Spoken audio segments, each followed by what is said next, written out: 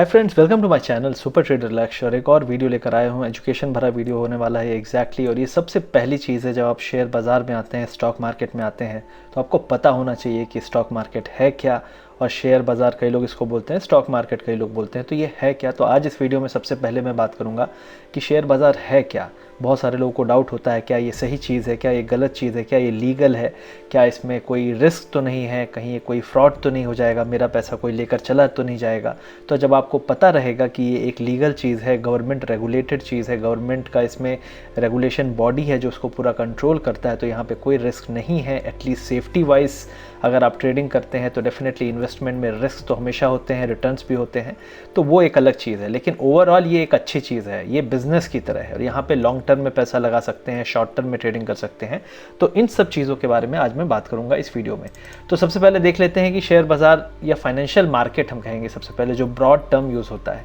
तो financial market में क्या क्या चीज़ें होती हैं? तो पहली चीज़ है फाइनेंशियल सिक्योरिटीज़ होती हैं, जैसे आपका बॉन्ड हो गया, आपका जैसे स्टॉक्स हो गया, आपका फ्यूचर ऑप्शन हो गया, ये सब चीज़ें, फॉरेक्स हो गया, करेंसीज़ हो गया। तो ये सब चीज़ें हम ट्रेड करते हैं।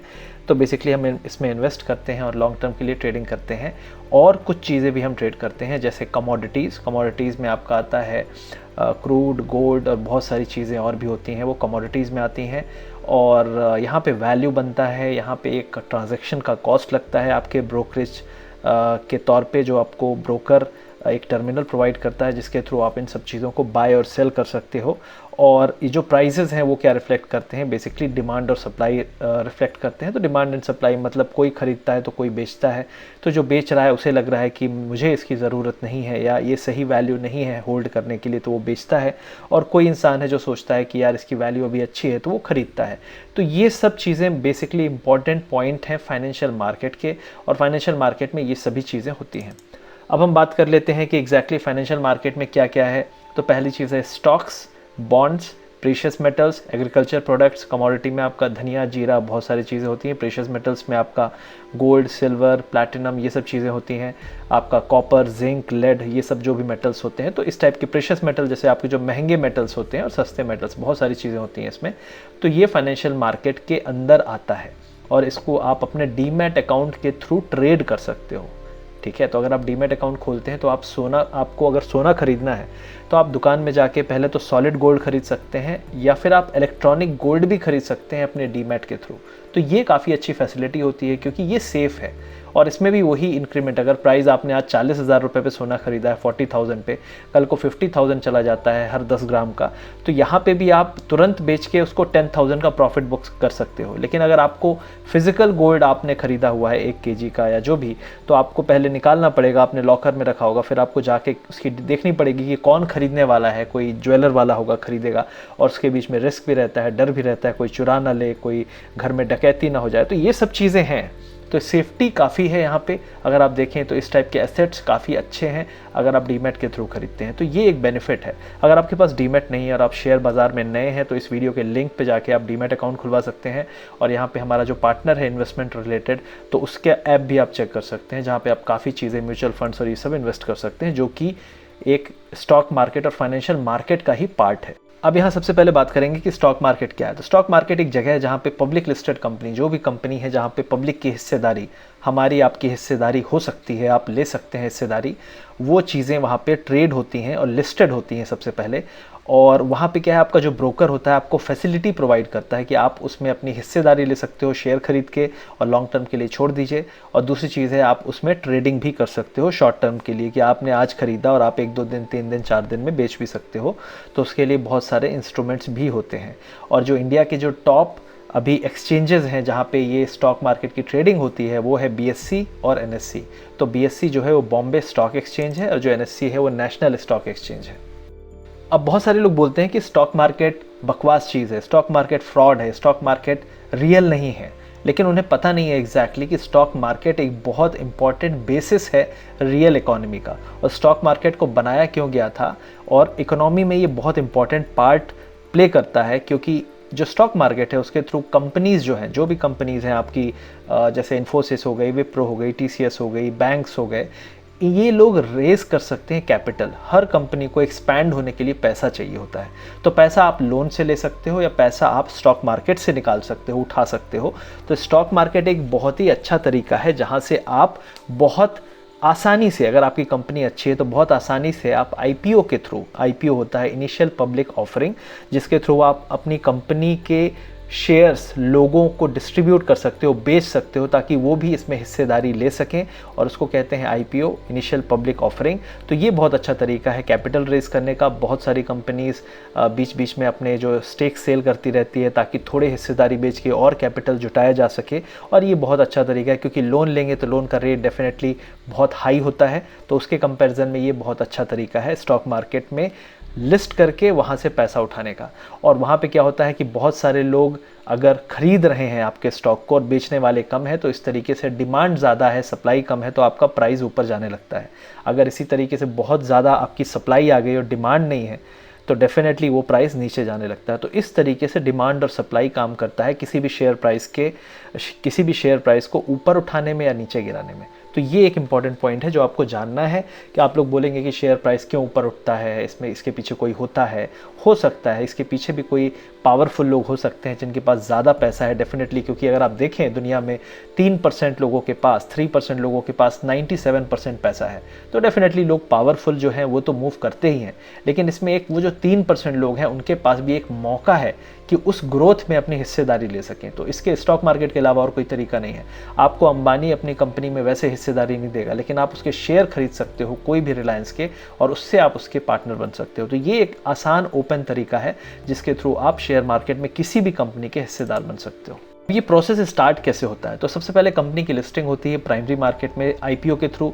फिर शेयर्स जो हैं, जो भी लोग अप्लाई करते हैं आईपीओ के थ्रू, उनको डिस्ट्रीब्यूट होता है, सबको नहीं मिलता है, और उसकी भी लिमिट्स होती हैं, बहुत सारे रेगुलेशंस होते हैं उसमें। अब जब शेयर आपको मिल जाते हैं और शेयर जिस दिन लिस्ट होते हैं आईपीओ के बाद, तो उसके बाद ट्रेडिंग स्टार्ट होती है, और जो ट्रेडिंग होती है वो सेकेंडरी मार्केट में होती है। तो प्राइमरी मार्केट में आईपीओ के थ्रू नई कंपनी अपने शेयर्स लाती है, और सेकेंडरी मार्केट में हम लोग डे टू डे ट्रेडिंग करते हैं, सुबह शाम। किसी ने खरीदा, किसी ने बेचा, intraday trading, margin trading, future and option trading, ये सब चीज़ें जो होती हैं ये सेकेंडरी मार्केट में होती हैं।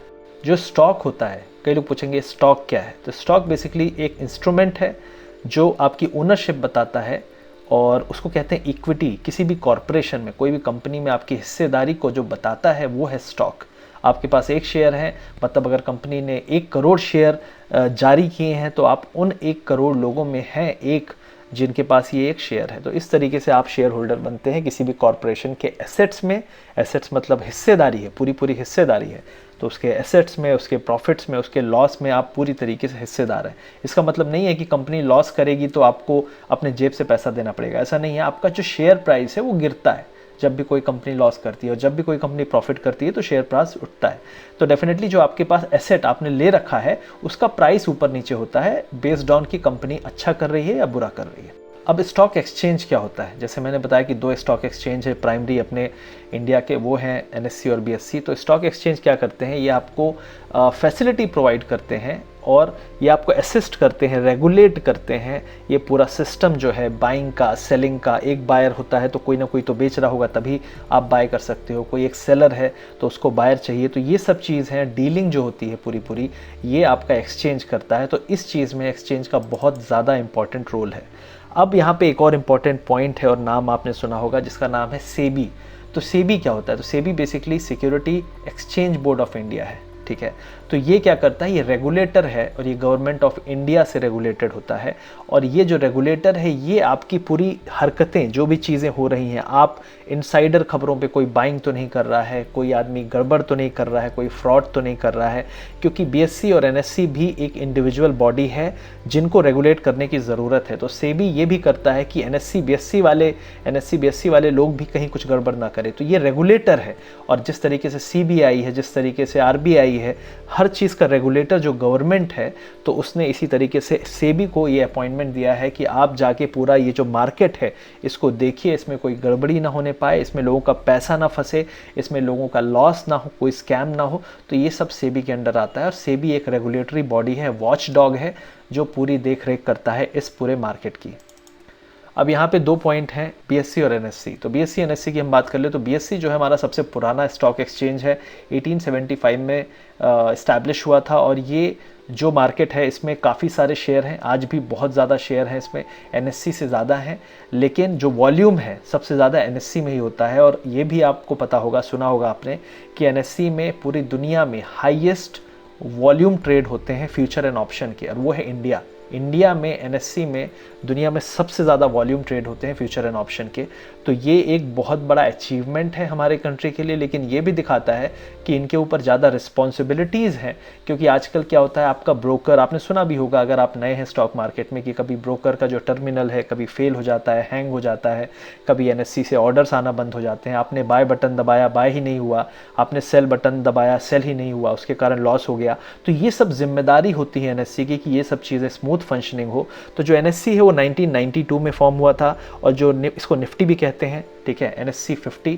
और ये जो टाइमिंग है इनकी 9:15 सुबह 9:15 बजे खुलता है और 3:30 बजे ये दोनों बंद होते हैं। और बेसिकली अगर आप देखेंगे तो कमोडिटी ट्रेडिंग है जो इसके अलावा टाइमिंग में चलती है, तो उसका टाइमिंग चेंज होता रहता है depending upon situation. Right now अभी हमारे यहाँ इंडिया में 10:30 11:30 बजे तक चलता है। तो ये है BSE NSE के बारे में डिटेल्स। तो आई होप इस वीडियो ने आपको बेसिक बहुत अच्छी इन्फॉर्मेशन दी होगी कि शेयर बाज़ार क्या है, गवर्नमेंट से रेगुलेटेड है, सेफ़ है।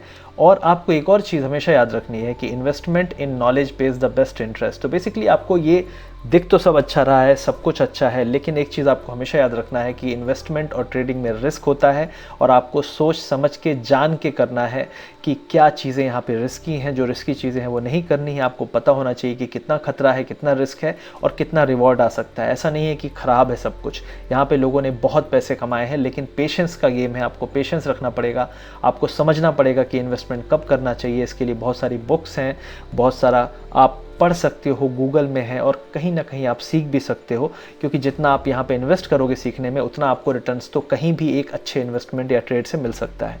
तो ये था इस वीडियो का पर्पस, कि आपको बेसिक इन्फॉर्मेशन हो जाए। आई होप ये वीडियो आपको अच्छा लगा। अगर आपको अच्छा लगा तो डेफिनेटली इस चैनल को शेयर और सब्सक्राइब करिए, और हमारे जो भी सोशल मीडिया हैंडल्स है वहाँ भी कनेक्टेड रहिए। हमारा टेलीग्राम चैनल है सुपर ट्रेडर लक्ष्य, उसमें भी कनेक्टेड रहिए, और आप हमसे सीखने के लिए भी कांटेक्ट कर सकते हैं हमारे टेलीग्राम चैनल पे। Thank you very much.